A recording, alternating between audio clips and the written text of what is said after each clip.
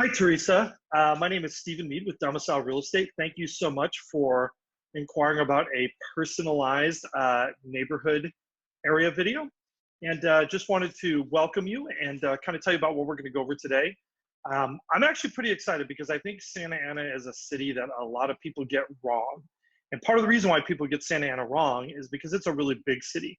It's also one of Orange County's oldest cities. So if you are looking back historically, back to the 1800s, there were really three parts of Orange County that were developed first. And those were Anaheim, which most people know, Santa Ana, and then San Juan Capistrano, where the mission is. San Juan is probably the oldest, but in terms of areas that actually developed into cities with downtowns, Santa Ana and Anaheim were the earliest ones in Orange County, and then City of Orange followed a little while later. The other thing, too, that's unique about Santa Ana is that there's a huge diversity, not only in the population, but also in the neighborhoods. So when you go through Santa Ana, you could tell me almost any type of property that you want, and it probably exists somewhere in Santa Ana. So everything from single family homes to, live, work, loft spaces, all of those actually exist. Even mansions exist in Santa Ana. So we kind of have a little bit of everything in this area. I'm going to actually jump in here to go over a little bit of kind of some pros and cons of the area, just things that are from my experience in my background, things that I remember.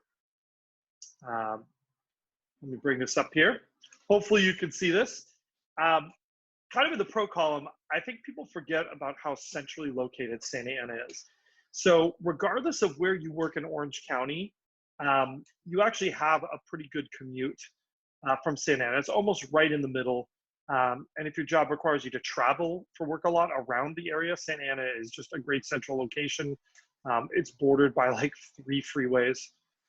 So there's a lot of space. The other thing, too, that you have in Santa Ana is you have a really good stock of historic homes. And they range in prices. So some of the ones that are located near downtown Santa Ana are the most affordable. And then we go all the way up to neighborhoods like Floral Park, Park Santiago. These houses, these neighborhoods have mansions, built in the 20s and the 1930s, that go for millions of dollars. So there's kind of a lot of options if you're interested in something historic. It's quite a bit more affordable than Old Town Orange, for example. And I think I mentioned this too. We have a wide variance of housing types and price points. So whatever it is you're looking for, there probably is something like that located within Santa Ana. Another thing that we have is gentrification in Santa Ana. And I put this in the pro column only because I think if you're looking to buy a home, you might move into a neighborhood that is on the way up and, is a substantially nicer neighborhood by the time you ever sell eventually. So in 10 years' time, there's kind of a lot of upside to that.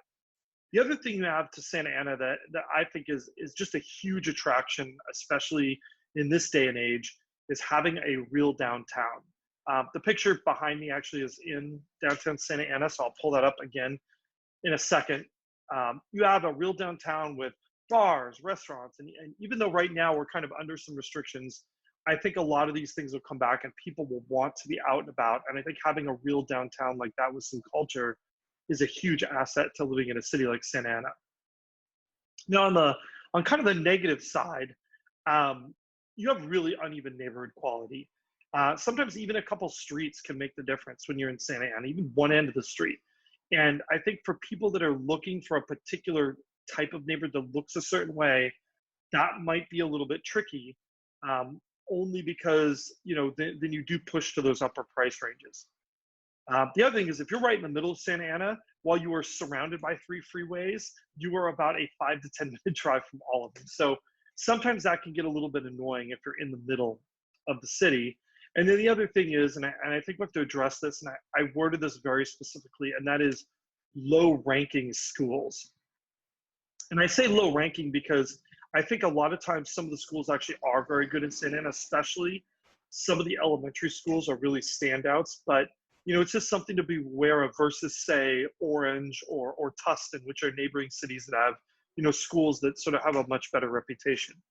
And then going back to reputation is sort of like bragging rights to your friends. And, I've never really been the kind of person to think that way. I'm all about the house and the neighborhood, the qualities of the house, not how impressive it sounds to other people.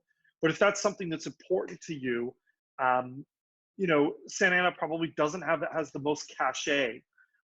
What's really interesting though is in some of the historic neighborhoods in Santa Ana, they've actually branded themselves. And I'm gonna stop the screen share and talk about the Santa Ana culture a little bit for a second. They've actually branded themselves. So you might have heard me mention Floral Park. This is a neighborhood of historic homes, typically owned by the richest people in town, and it is absolutely gorgeous. And if you go to Floral Park, you'll notice people don't say they live in Santa Ana. They are very quick to point out that they live in Floral Park. And there's actually a couple other named neighborhoods like that too. Washington Square, Park Santiago, Mayberry is another one. They have Tustin schools, so everybody's very proud to live in the Mayberry area. So because Santa Ana is such a big city, they actually have, they actually have kind of a lot of sort of neighborhoods that have their own distinct identity. And going into that, one of the things that I wanted to bring up here was, you mentioned a request for Santa Ana specifically, and I'm happy to talk about all of it. But one of the things here is I put up a map of Santa Ana, and we've got the 55 freeway over here, we've got the 5 freeway, the 22, and then the 405. And I'm just going to kind of point out here for a second. I'm going to put up my little annotate thing here so I can give you a little bit of a spotlight. The historic neighborhoods are located right up here, sort of at this northern end of Santa Ana, and extends to around here. You also have the downtown area of Santa Ana, which is more towards the center. And then you have this sort of middle area. This is the area that probably is the most transitional and the most up and coming, but also it's got the longest way to go. So if neighborhood quality is really important to you, but it's also one of the most affordable parts of Santa Ana too. So there's always a plus side. And then down here, we have this area that's called South Coast Metro. And basically it's adjacent to Costa Mesa. This is where South Coast Plaza is. And what we've noticed, if you look at the pointer, is that when I talk about gentrification, you've seen this line over the last 10 years that's really moved. So right over here on the border, the neighborhoods are pretty nice, and slowly that line has moved northward in this direction, and these neighborhoods through here have gotten better and better over the last 10 or 15 years. So I kind of wanted to put this up just to get an idea. If there's a specific part of Santa Ana that you wanted, a little bit more information about, definitely let me know, and I'm happy to do that for you. The other thing that we have here on our slide too that is that I think is important is talking a little bit about some market statistics and what you're looking for median prices and averages. And one of the things that I like about Santa Ana is because a lot of the homes were built in the 1950s, they are on larger lots. And so I don't think there's any other city in Orange County where you have the best opportunity to get a good sized yard at a pretty reasonable budget. And I think that's really an asset to Santa Ana. And if that's important to you, Santa Ana is a great place to be looking. So if you look at here for our single family homes, so these are kind of the traditional houses you're thinking of, the median price is $635,000. The median size is just under 1,500 square feet. And then our lot size is just over 6,000 square feet. So that actually represents a pretty typical ranch house, right, that would be built in the 1950s.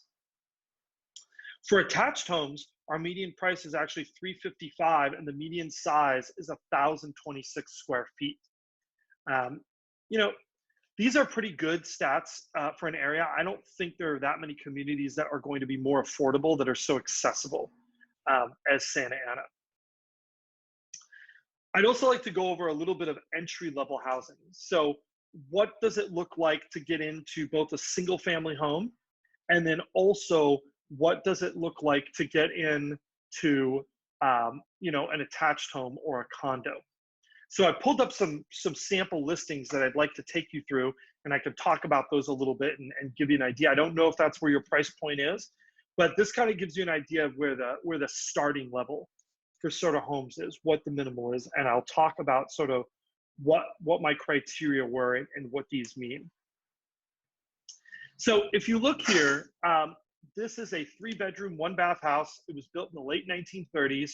It is located in the middle of Santa Ana. This one's just under 1,400 square feet. The lot is a little small, but were priced at $529,000. This one happens to be upgraded.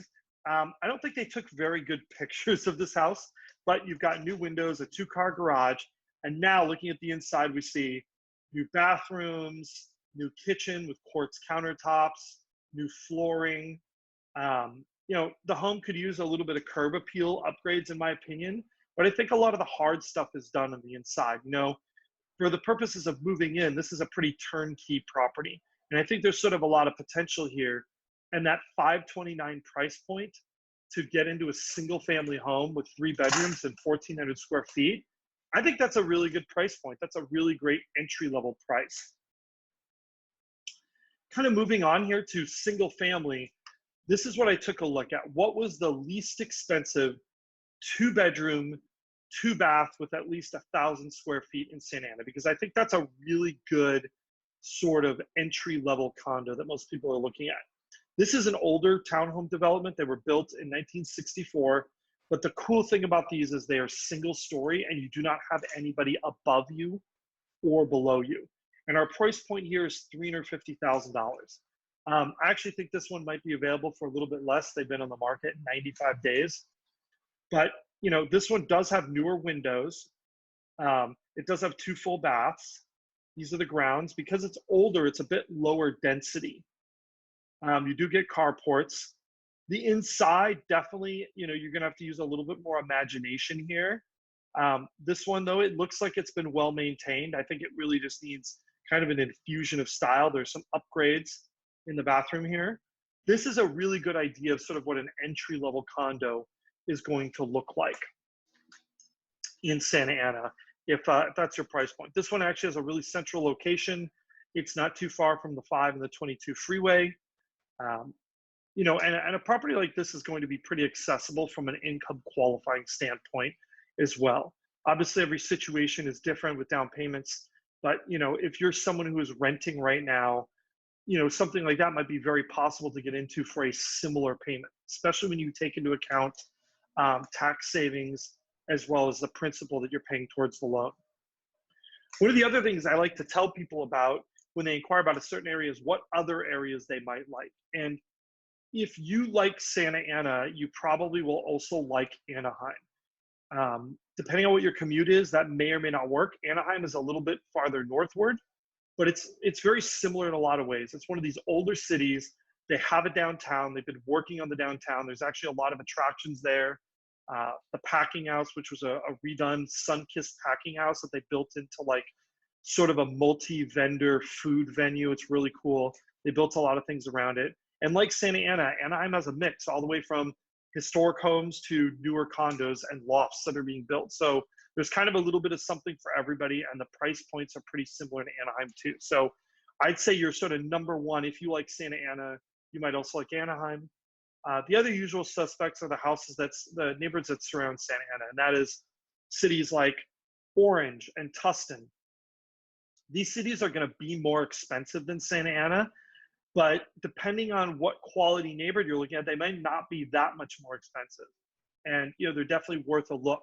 Orange has its own downtown. Tustin has a downtown as well. It's a bit smaller, but it's very quaint. So, there's a lot of similar attractions in these areas that you would find in Santa Ana. So if you're checking out Santa Ana, definitely check out Orange, Anaheim, Tustin. These are areas that you might like as well. Finally, I want to thank you for watching. These are always fun for us to do. We know these areas really well. And, to kind of talk about them and give out information is something that we really like doing.